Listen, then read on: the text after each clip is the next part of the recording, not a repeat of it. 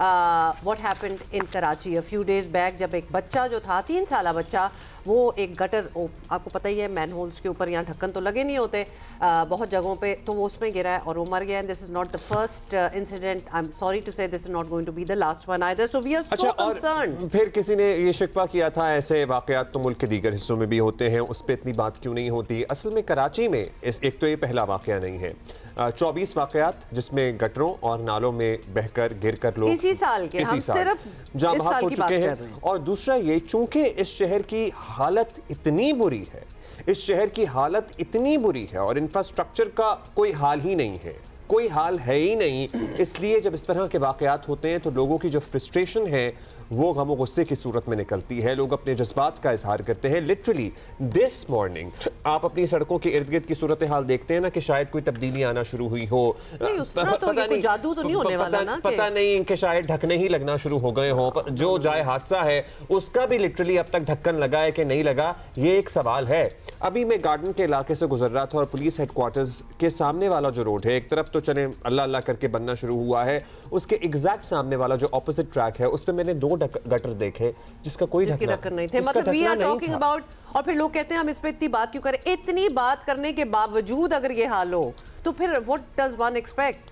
तो कराची में जी ये तीसरा दिन हो गया है और कराची के मैन होल्स के ढक्कन ना होने के जिम्मेदार कोई भी नहीं है, कोई नहीं, एक भी नहीं मिला, ना किसी को सजा दी जा सके। और जिस तरह का शहर में निज़ाम चल रहा है, किसी को सजा मिलने का कोई इम्कान भी नहीं है और इस हादसे की जिम्मेदारी कोई कबूल करने को ऑब्वियसली वो कोई तैयारी नहीं है। और ओहदा छोड़ने का तो खैर छोड़े ना, वो ट्रेंड तो होना ही नहीं है। हादसे के बाद शहर में रेस्क्यू की कार्रवाइयों का भी अल्लाह हाफिज है।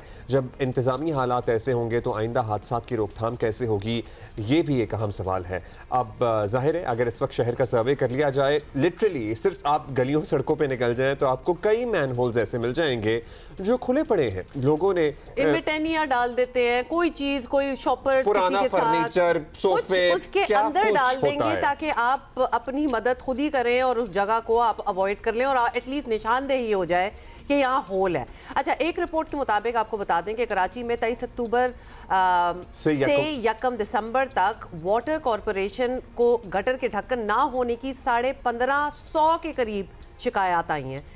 चेक आउट दिस फिगर, मतलब वी आर टॉकिंग अबाउट कितना दुरानिया हो गया, 1 महीने की बात हो रही है, 3 महीने की बात हो रही है, 3 महीने की बात हो रही है, जिसमें 1500 शिकायत जो है वो आई है। और ये वो लोग हैं जिन्होंने कुछ उम्मीद करके शिकायत कर दी है।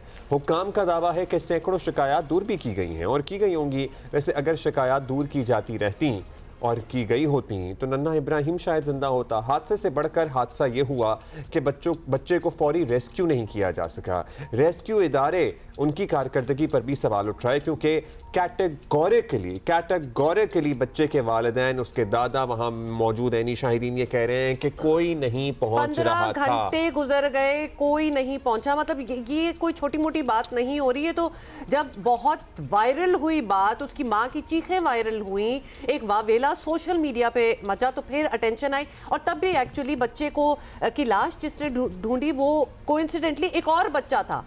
हाँ। वैसे ये भी एक बड़ी ट्रेजेडी है, इस पे भी हमें बात करनी चाहिए क्योंकि वो भी जो कूड़ा चुनने वाले बच्चे जो होते हैं, कहते हुए भी वैसे मुझे अजीब लग रहा है कि जो होते हैं एज इफ ये बड़ी नॉर्मल चीज़ है, बट हमारे यहाँ नॉर्मल है।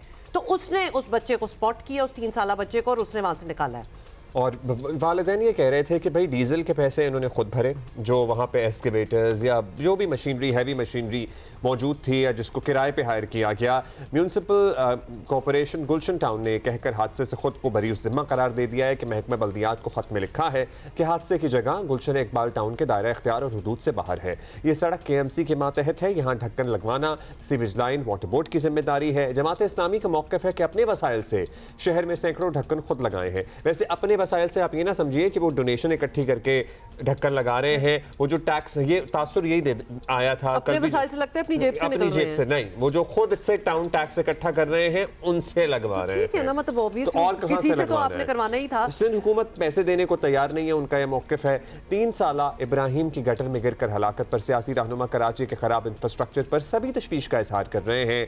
नॉन पॉलिटिकल समझे जाने वाली फनकार बिरादरी भी नन्हे इब्राहिम की मौत पर शदीद परेशानी दिखा रही है। मतलब किसी भी दर्द दिल रखने वाले इंसान से अगर पूछें कि जिसने वो विजुअल देखा हो जिसमें वो इसकी माँ को तड़पते हुए देखा हो। literally मतलब देख ये सकते हैं। एक्चुअली देखिए, बच्चा तो हाथ से निकल गया ना, वो तो गया, उसके बाद जो उसके वालिदैन, उसकी माँ का की जो हालत थी, वो आपकी रूह कांप सकती है वो देख के। And hence we want some और टेंजिबल किसी भी माँ की चेंज। यही हालत होगी। अल्लाह ना करे कि आइंदा किसी भी माँ को किसी भी घर में इस तरह का सानेहा, इस तरह की मौत हो कि बच्चे की यूं जान चली जाए। काशिफ मुश्ताक हमारे साथ मौजूद है, हमारे साथ ही। काशिफ बताइएगा, एक तो हम अभी ये सवाल कर रहे थे कि जो जाय वकुआ है जहाँ पर यह हादसा हुआ था, क्या वहाँ रिहैबिलिटेशन का काम शुरू हो गया? वहाँ पर गटर का ढकना लग गया? क्योंकि वो स्टोर तो ज़ाहिर है अभी भी चल रहा होगा, लोग पता नहीं अभी आ रहे होंगे या कुछ दिन के लिए कॉर्डन ऑफ किया गया इलाका। बताइए अपडेट क्या है वहाँ की? देखें, ये तो बहुत अच्छी बात है कि यहाँ जो है वो काम शुरू होना चाहिए था लेकिन नहीं हुआ। लेकिन सबसे अच्छी बात ये कि यहाँ बाकायदा हडल लगा कर जो गड़ा यहाँ था या फिर जो मज़ीद खुदाई की गई थी उसे कवर कर लिया गया। अगर खुदा न खास्ता जैसे हमने निशानदेही की थी और इसे कवर नहीं किया जाता तो एक और सानिया जो है वो यहाँ हो सकता था। अब जो ये 500 मीटर का ट्रैक है, इसे जो है वो मुकम्मल तौर पर कॉर्डन किया हुआ है। और मेरे अकब में आपको लाइन नज़र आ रही होगी, पानी का फ़्लो नज़र आ रहा होगा। मैं अपने कैमरामैन नासिर अली से कहूँगा भी कि वो एक बार आपको दिखाएं कि पानी का फ़्लो कितना ज़्यादा है। और एक तरफ से मुकम्मल तौर पर हडल लगाकर ये सड़क बंद कर दी गई है, लेकिन दूसरी तरफ से जहाँ ये डिपार्टमेंटल स्टोर है, यहाँ से लोगों की आमदोरफ्त जारी है और बच्चे भी यहाँ से हमने देखा है कि गुजर रहे हैं और यहाँ से मुकम्मल तौर पर ये रास्ता खुला हुआ है इस वक्त जहाँ मैं मौजूद हूँ। ताहम सिचुएशन यहाँ ये कि अभी तक भी कोई ऐसी मशीनरी नहीं आई है। जो इलाका मकीन है वो ये भी शिकायत कर रहे हैं कि मुख्तलिफ जो लाइन थी, जिसमें केबल ऑपरेटर की लाइन थी या फिर इंटरनेट की लाइन थी, वो तमाम तर डिस्कनेक्ट हो गई हैं, जिसकी वजह से यहाँ के इलाका मकीनों को शदीद परेशानी का सामना है। आपको बड़ी एक हैरान कुन चीज़ भी बताऊँ कि आपने जिक्र किया कि जिस रोज़ ये वाक़या हुआ उस रोज़ यहाँ हुआ क्या। एक्चुअली BRT की मशीनरी यहाँ काम कर रही थी। सबसे पहले फैमिली की जानिब से उस मशीनरी को यहाँ तलब किया गया, उसकी जानिब से रिजेक्शन जब आई तो फिर अपनी मदद आप के तहत ना सिर्फ मशीनरी बुलाई गई बल्कि फैमिली और यहाँ के इलाका मकीन, उनसे बाकायदा हमने बात की, उनकी जानिब से बताया गया कि हमने 15,000 रुपये सब ने मिलाकर पैसे इकट्ठे किए और उस मशीनरी के अंदर डीजल डलवाया और फिर जो है यहाँ काम शुरू किया गया। और अगले रोज़ रात 10:15 बजे का ये वाक़या था और अगले रोज़ तकरीबन 11:30 बजे के करीब सरकारी मशीनरी यहाँ पहुँची और इस खुदाई को आगे बढ़ाया गया। ताहम अब भी सिचुएशन ये है कि ये 500 मीटर का जो ट्रैक है अब्दुल्ला, इसे मुकम्मल तौर पर जो है वो कॉर्डन किया है, लेकिन इसके आगे भी मुख्तलिफ मकामात पर छोटे छोटे गड्ढे जो हैं वो खोदे गए, लेकिन उन पर जो है वो अब तक कोई ना सराउंडिंग में कोई चीज़ रखी गई है, ना कोई हडल रखी गई है और ना ही जो है वो उनको फिलअप किया गया है, जिसकी वजह से कोई और हादसा भी हो सकता है। आपकी बात से ये लग रहा है कि हुकाम शायद ये सोचते होंगे कि अब इतनी अटेंशन इस जगह को मिल गई है कि लोग खुद ही समझ जाएंगे और संभल लेंगे कि कोई और गटर वगैरह में ना गिरे। कि जो मशीनरी की आप बात कर रहे हैं, मतलब BRT का इतना बड़ा प्रोजेक्ट चल रहा है तो यहाँ मशीनरी में क्या पेट्रोल था नहीं? ये कुछ समझ नहीं आ रही कि ये कहाँ से मशीन आई, कहाँ से इन्होंने हायर की, कहाँ से आई मशीनरी जो उस वक्त दरकार थी लोगों को?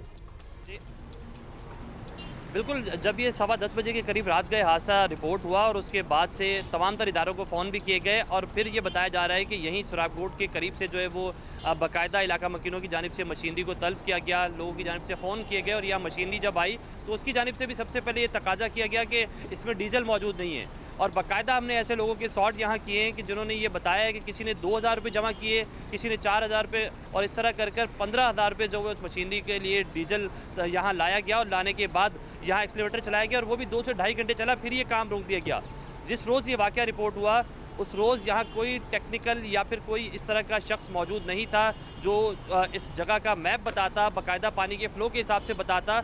जो इंतज़ामिया है वो ये बताती है कि ये बरसाती नाला है और इसके अंदर जो है वो सीवरेज का पानी छोड़ दिया गया है और सीवरेज का पानी भी गुलिस्तान जौहर और उसके अतराफ़ की जो आबादी है वो पानी यहाँ आ रहा है। ये तो खुदा न खास्ता अगर सुबह के वक्त दोबारा से सरकारी मशीनरी यहाँ नहीं पहुँचती तो ये नाला जो है ये कनेक्ट करता है लियारी नदी को जाकर, तो बच्चे की जो लाश है वो मुमकिन तौर पर ये कहा जा रहा था यहाँ इंतजामिया की जानिब से कि बच्चे की लाश फिर लियारी नदी से मिलनी थी जो कि और ज़्यादा मुश्किल हो जानी थी। तो ये तमाम से सिचुएशन ना सिर्फ यहाँ है बल्कि आप यहाँ से चंद कदम दूर पीछे जाएंगे तो यहाँ सफारी पार्क है, उसके करीब जो है वहाँ भी इसी तरह के गड्ढे पड़े हुए हैं। बाकायदा जो मेन होल है उसके अंदर दरख्त की टहनी जो है वो फंसाई हुई है, जबकि यहाँ भी जो काम किया गया है उसके बाद जो यहाँ का पानी था वो सड़क पर फैला दिया गया है। एक तरफ बीआरटी का मंसूबा चल रहा है, दूसरी तरफ ये गड्ढा खोद दिया गया है, तीसरी तरफ जो है वो S4 का मंसूबा भी यहाँ से चंद कदम दूरी जो है वो उसके लिए भी खुदाई की गई है। तो यहाँ जो शहरी गुजर रहे हैं उनको भी शदीद मुश्किलात का सामना है। एक तरफ जो है वो पानी मौजूद है, दूसरी तरफ गड्ढा मौजूद है। तो ये तमाम सिचुएशन पूरी यूनिवर्सिटी रोड पर इस वक्त क्रिएट हुई हुई है। अच्छा काशिफ, एक और चीज की हम आपसे, जिस रिपोर्ट के अंदर जी काशिफ कंप्लीट करें, रिपोर्ट बताएं। जो हमने रिपोर्ट दी उस रिपोर्ट के अंदर 5 जनवरी से लेकर अब तक कराची शहर के अंदर 24 जो बच्चे हैं और इस तरह के वाक़यात जो हैं वो रिपोर्ट हुए हैं, जिसमें ना सिर्फ मैन होल बल्कि जो खुले नाले हैं उनके अंदर भी जो है वो बच्चे जांबाक हुए हैं। रेस्क्यू इदारे ये बताते हैं। अच्छा, रेस्क्यू इदारों की अगर बात करें जो हमारे पास हमारे साथ होंगे भी थोड़ी देर में, हम उनसे मौक़िफ़ लेंगे, इसलिए हम आपसे क्लैरिटी चाहते हैं। लोगों ने ज़ाहिर है बीआरटी की मशीनरी लेने की कोशिश की, वो नहीं मिली। पता नहीं उनकी अथॉरिटी थी या नहीं थी, वो मशीनरी इस तरह दे सकते थे नहीं दे सकते थे। जिसका काम था ये करना वो रेस्क्यू का इदारा 1122 जो कराची में आया, काम कर रहा है बड़ा, हम उसके काम को हाईलाइट भी करते रहे हैं। क्या उनके पास ये इक्विपमेंट था ही नहीं? क्योंकि ये बताइएगा कि उन्होंने वो रिस्पॉन्ड तो करते हैं टाइमली, वो आए तो उन्होंने क्या कहा? क्या उन्होंने बेबसी का इजहार किया कि we can not deal with this हादसा, we are not equipped for this? क्या वहां क्या हुआ? देखिए, रेस्क्यू 1122 के पास प्रॉपर मशीनरी भी और ऐसा एक कैमरा भी मौजूद है जो अंडरग्राउंड चीज़ों को जांच सकता है। इवन लाइन का फ्लो देख सकता था कि आया पानी का फ्लो किस तरफ है, और दिन के औकात में ये कैमरा यहाँ लाया भी गया। लेकिन रात के वक्त जब रेस्क्यू की टीमें यहाँ पहुँची, जिसमें ईदी हो, छिपा हो या फिर रेस्क्यू 1122 हो, तो उनकी जानिब से इस मैप को क्लियर ही नहीं किया जा रहा था। इसलिए करके तमाम तर इदारे यहाँ से वापस जा रहे थे। ईदी के जो गोताखोर हैं वो बाकायदा लाइन के अंदर उतरे भी हैं, वक्फे से मुख्तलिफ मकामात पर वो उतरते थे, लेकिन पानी का फ्लो ज़्यादा होने की वजह से वो दोबारा से आ जाते हैं, चूँकि लाइन की गहराई भी ज़्यादा है। काफ़ी बड़ा ये नाला है, लेकिन ऊपर से चूँकि ये कवर है तो इसलिए करके मुश्किलात का सामना ज़रूर था। अगले रोज़ जो है वो 1122 का आपने सवाल किया तो उनकी मशीनरी ज़रूर आई थी।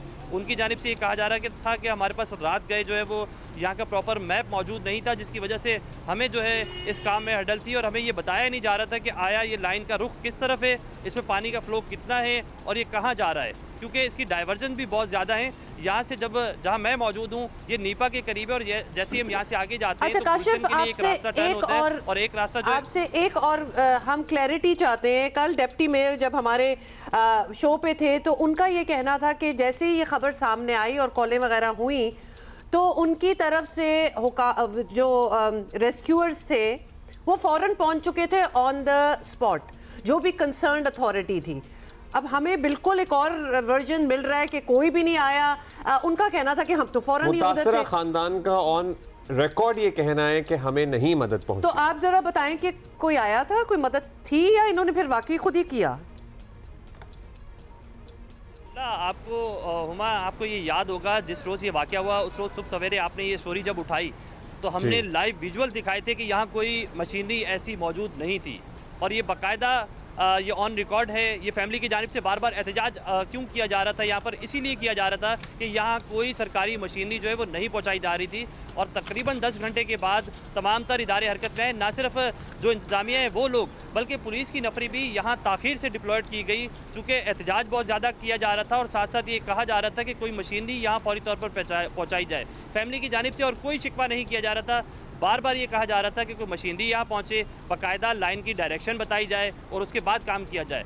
तो अगर धुन तो सड़कें नहीं खोदना शुरू कर सकता कोई भी, पता तो लगे कि लाइन जा किधर रही है, किधर से गुजर रही है आगे से लाइन अंडरग्राउंड, ताकि कोई गाइडेंस हो तो फिर बंदा खुदाई भी करे। बहुत शुक्रिया Kashif, this is very tragic. Abid Jalaluddin Sheikh साहब को हमने राब्ता करने की कोशिश की है रेस्क्यू 1122 के, and we really want to take this chance, और उनका मौक़िफ़ हम जानना चाहते हैं। हम कोशिश कर रहे हैं कि हुआ क्या एग्जैक्टली। रात को जब रेस्क्यू 1122 के एहलकार पहुंचे तो एक तो कितनी देर बाद पहुंचे, क्योंकि सुबह की रोशनी में तो हमें वो काम करते हुए नजर आ रहे थे अपनी डिवाइस के थ्रू, जो सुबह तक ऑलरेडी बहुत घंटे गुजर चुके थे। सुबह तक तो ऑब्वियसली 10 घंटे, हम क्या एक्सपेक्ट करें? गटर में गिरने वाला बच्चा 10 घंटे तक सर्वाइव करके बैठा होगा? ऑब्वियसली नहीं। सो उस वक्त तो सिर्फ बॉडी रिकवर करने की बात थी। रेस्क्यू का काम तो ये होता है कि सबसे पहले कोशिश ये की जाए कि जिंदा इंसान को बचा लिया। अच्छा, सारी बात ये है कि वी आर एट इट, और हम ये सारी इन्फॉर्मेशन इसलिए भी लेना चाहते हैं बिकॉज वी वांट के अगर प्रेशर रखें ऐसी बात पे, ऐसी खबर पे, तो कोई चेंजेस हों, कोई मैकेनिज्म जो है कुछ बने फॉर फ्यूचर रेफरेंस, अगर कुछ होता है ऐसा, जो कि अल्लाह ना करे, लेकिन हम पूरे साल में 24 तो हो चुके हैं ऑलरेडी, तो हम किस फेथ पे हम बैठें कि जी आइंदा नहीं होगा, ये हो सकता है आइंदा, and we need to stop it.